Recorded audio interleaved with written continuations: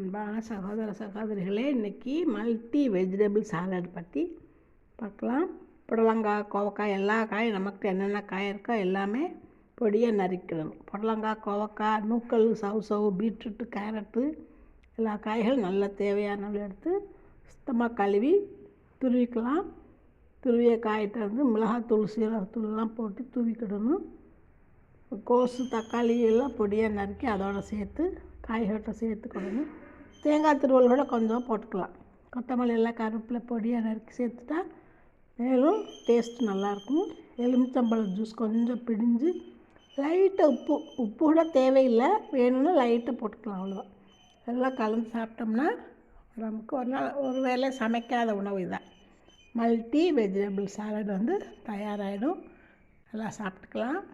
உடல் ரொம்ப ஆரோக்கியமாக இருக்கும். சரி, இது பார்க்குறவங்க கேட்குறவங்களுக்கு நன்றி கலந்த வாழ்த்துக்கள். Thank you, good bye. அடுத்த பதிவில் பார்க்கலாம்.